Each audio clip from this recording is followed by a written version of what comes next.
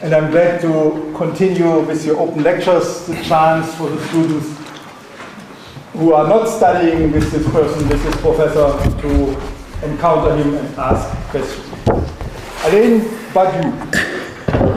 You have heard him already, philosopher like a rock, you know. One of the few people like a rock, you know what it is, very strong, big guy, yes. Still fighting for the tradition of philosophy, and everybody abandoned Plato, abandoned Paul, abandoned the history of philosophy. He was there and said, no way, we need this. How can he say this? Because he was at the same time with all these deconstructivists, with all the people questioning, following Heidegger, the history of philosophy, and he was their student, their friends, their opponent. So he is not ignorant, he is not naive, and he is still fighting for something like truth. Yes. He's still on the side of Plato, with a little smile certainly, but on the side of Plato. So I'm very glad to have a chance here to hear his version of philosophy and to have it give you the opportunity to ask him, to attack him, and to think with him, because thinking, that is what we all have in common. Which whatever is the result of thinking, that we think should be our battle cry. Let's think with Alain Badiou.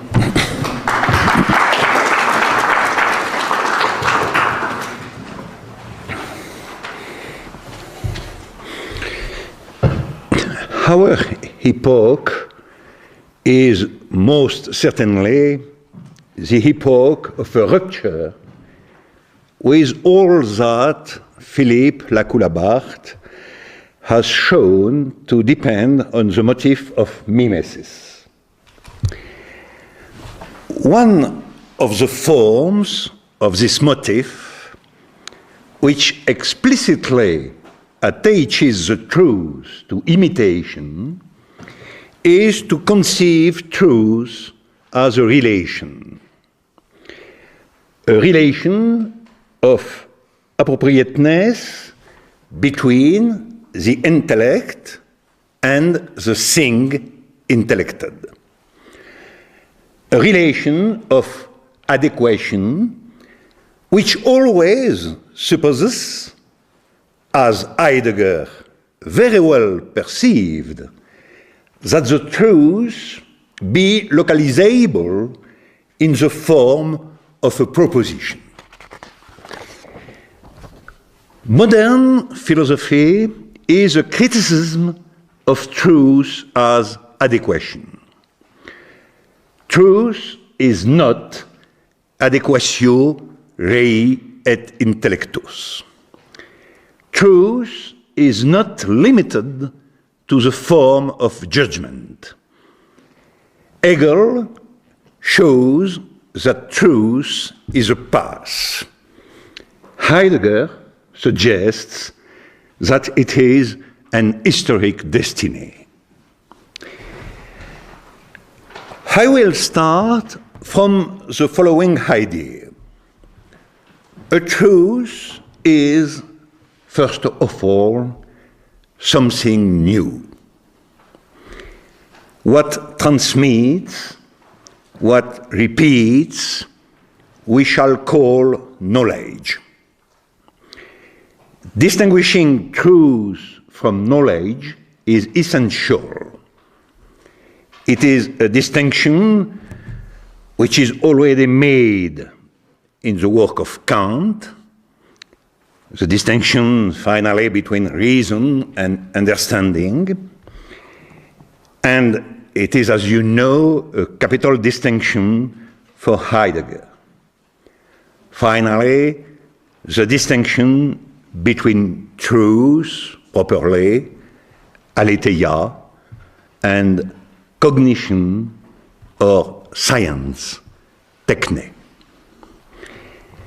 But aletheia is properly always a beginning, and techne is always a continuation or an application or a repetition.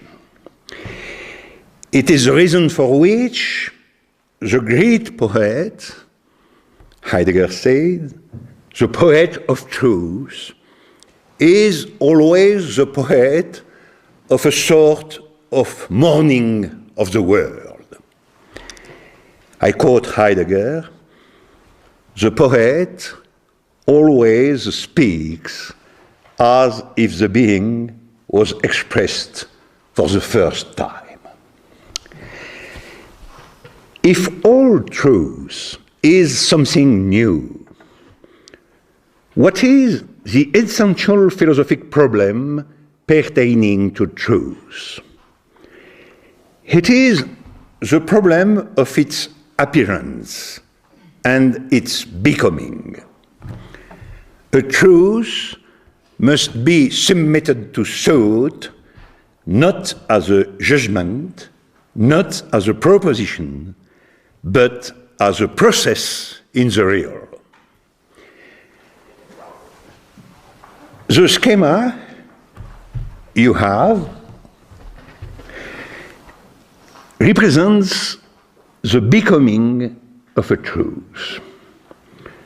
The aim of my talk is only to explain the schema. For the process of a truth to begin, something must happen. What there already is, the situation of knowledge as such, only gives us a repetition. For a truth to affirm its newness, there must be a supplement. This supplement is committed to chance. It is unpredictable, incalculable. It is beyond what it is. I call it an event. A truth appears in its newness because an eventful supplement interrupts repetition. Examples: the appearance with Aeschylus of theatrical tragedy, the irruption with Galileo of mathematical physics, an amorous encounter which changes a whole life, or the French Revolution of 1792. An event is linked to the notion of the undecidable. Take the sentence, "This event belongs to the situation." If you can, using the rules of established knowledge, decide that this sentence is true or false, the event will not be an event. It will be calculable within the situation. Nothing permits us to say, "Here begins the truth." A wager will have to be made. This is why a truth begins with an axiom of truth. It begins with a decision.